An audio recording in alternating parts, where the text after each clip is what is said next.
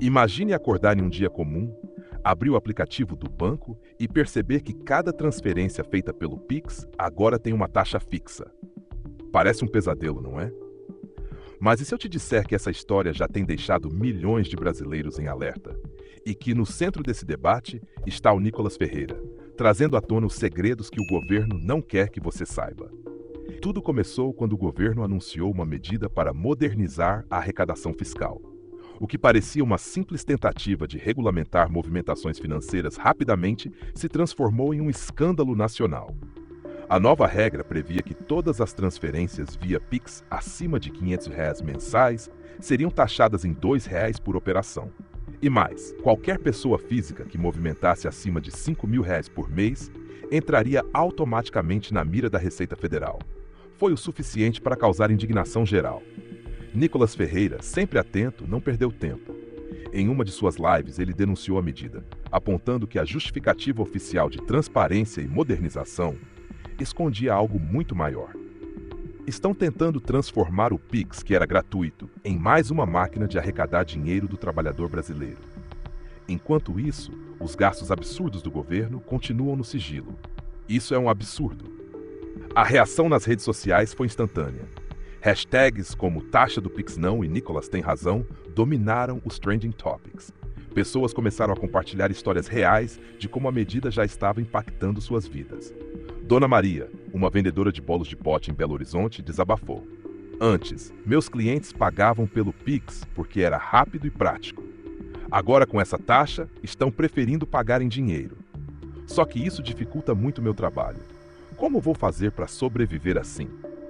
Enquanto isso, Nicolas continuava a expor as contradições do governo.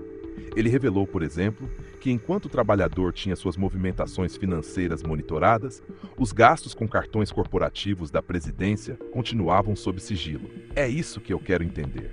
Por que a transparência só vale para o cidadão comum e não para quem está no poder? Por que os gastos do governo com cartões corporativos não são investigados com o mesmo rigor? Mas a história não parava por aí. Nicolas apresentou documentos que indicavam que essa taxação era apenas o começo. Segundo ele, o governo planejava implementar um imposto sobre serviços digitais, que incluiria não apenas o Pix, mas também transações via aplicativos, pagamentos com cartão de crédito e até compras online. Isso é só o início de uma agenda para tirar mais dinheiro do bolso do trabalhador. Estão tentando controlar cada centavo que você movimenta, enquanto eles mesmos continuam gastando sem prestar contas. A indignação chegou às ruas. Em São Paulo, manifestantes tomaram a Avenida Paulista com faixas que diziam: Pix é do povo, não do governo.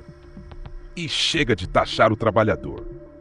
Em Brasília, pequenos comerciantes organizaram um protesto simbólico, espalhando envelopes de depósito bancário em frente ao Ministério da Economia, representando o enterro do Pix gratuito. A cena foi amplamente compartilhada nas redes sociais e aumentou ainda mais a pressão popular. Nicolas, por sua vez, intensificou sua campanha contra a medida. Ele organizou uma série de lives e palestras explicando os impactos da taxação e denunciando o que chamou de golpe contra o trabalhador brasileiro.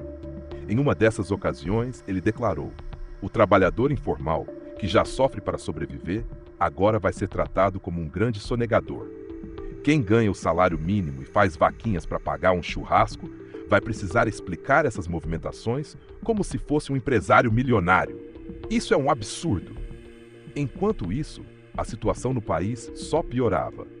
Pequenos comerciantes relataram quedas drásticas nas vendas, já que muitos consumidores passaram a evitar o uso do Pix. Filas em caixas eletrônicos começaram a se formar novamente, algo que não era visto desde antes da implementação do sistema. Bancos relataram aumento na demanda por cédulas, e em algumas cidades houve relatos de falta de dinheiro físico em circulação. Mas a situação ficou ainda mais tensa quando começaram a surgir relatos de que contas bancárias estavam sendo bloqueadas por movimentações suspeitas.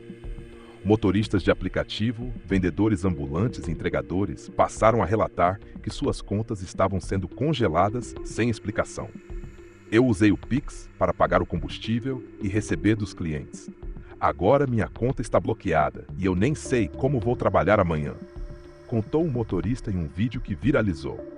Nicholas, em mais uma de suas investigações, revelou documentos que mostravam que essas medidas eram parte de um plano maior para digitalizar completamente a economia e eliminar o uso de dinheiro vivo.